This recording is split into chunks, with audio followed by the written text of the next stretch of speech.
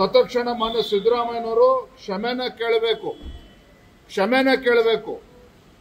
ಯಾವ ಅಧಿಕಾರಿಗಳು ಇವತ್ತು ದರ್ಪದಿಂದ ಮೆರೆದಿದ್ದಾರೆ, ಲಾಠಿ ಪ್ರಹಾರವನ್ನು ಮಾಡಿದ್ದಾರೆ, ಅವ್ರನ್ನ ತತ್ಕ್ಷಣ ಸಸ್ಪೆಂಡ್ ಮಾಡಬೇಕು, ಅವ್ರ ಮೇಲೆ ಕ್ರಮ ಜರುಗಿಸಬೇಕು.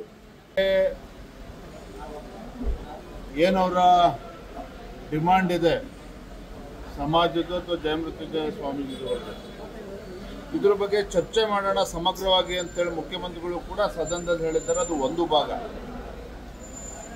ಆದ್ರೆ ಮತ್ತೊಂದು ಕಡೆ ರಾಜ್ಯದ ಮೂಲೆಗಳಿಂದ ಸಾವಿರಾರು ಸಂಖ್ಯೆಯಲ್ಲಿ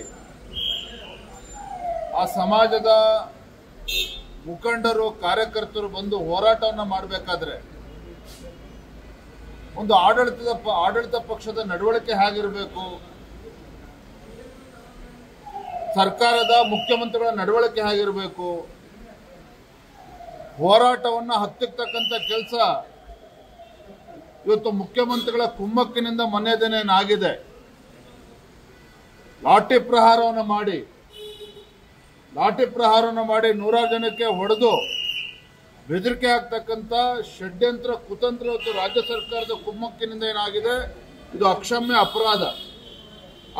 ಅಪರಾಧ ಇದು. ನಾನು ರಾಜ್ಯದ ಮುಖ್ಯಮಂತ್ರಿಗಳು ಕೇಳೋದಕ್ಕೆ ಇಚ್ಛೆ ಪಡ್ತೇನೆ, ಪ್ರಜಾಪ್ರಭುತ್ವದ ವ್ಯವಸ್ಥೆಯಲ್ಲಿ ಸಿದ್ದರಾಮಯ್ಯನವರಿಗೆ ವಿಶ್ವಾಸ ಇದೆಯೋ ಇಲ್ವೋ?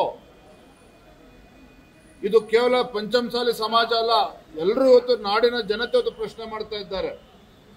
ಈ ರಾಜ್ಯದ ಮುಖ್ಯಮಂತ್ರಿಗಳಿಗೆ ಪ್ರಜಾಪ್ರಭುತ್ವದ ಬಗ್ಗೆ ವಿಶ್ವಾಸ ಇದ್ದಿದ್ದೇ ಆಗಿದ್ದಿದ್ರೆ ಮೊನ್ನೆ ದಿನ ಹೋರಾಟ ನಡೀತಕ್ಕಂಥ ಸ್ಥಳಕ್ಕೆ ಒಂದು 10 ಹೆಜ್ಜೆ ಹೋಗಿ ಅಲ್ಲಿ ಭೇಟಿ ಮಾಡಿ ಅವರ ಅಹವಾಲನ್ನು ಸ್ವೀಕಾರ ಮಾಡ್ಕೊಂಡು ಬರ್ಬೋದಿತ್ತು. ಅದರ ಬದಲಾಗಿ ಮುಖ್ಯಮಂತ್ರಿಗಳು ಅಲ್ಲಿ ಭೇಟಿನ ನೀಡಿದ್ದೇನೆ ಪೊಲೀಸರನ್ನ ದುರುಪಯೋಗ ಪಡಿಸಿಕೊಂಡು ಲಾಠಿ ಪ್ರಹಾರ ಮಾಡಿರ್ತಕ್ಕಂಥದ್ದು ಅಕ್ಷಮ್ಯ ಅಪರಾಧ. ನಾನು ತಮ್ಮ ಮುಖೇನ ರಾಜ್ಯದ ಮುಖ್ಯಮಂತ್ರಿಗಳಿಗೆ ಆಗ್ರಹವನ್ನು ಮಾಡ್ತೇನೆ, ತತ್ಕ್ಷಣ ಮಾನ್ಯ ಸಿದ್ದರಾಮಯ್ಯನವರು ಕ್ಷಮೆನ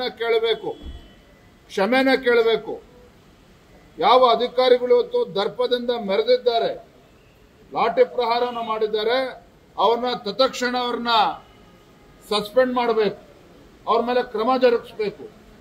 ಈ ಆಗ್ರಹವನ್ನು ಭಾರತೀಯ ಜನತಾ ಪಾರ್ಟಿ ಮಾಡ್ತಾ ಇದೆ.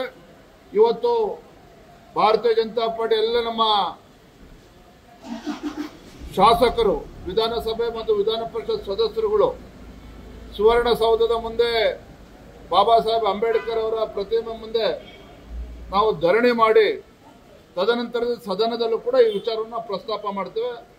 ಇದ್ರ ಬಗ್ಗೆ ಮುಖ್ಯಮಂತ್ರಿಗಳ ಉತ್ತರವನ್ನು ಕೂಡ ಪಡಿತಕ್ಕಂಥ ಕೆಲಸ ಮಾಡ್ತೇವೆ.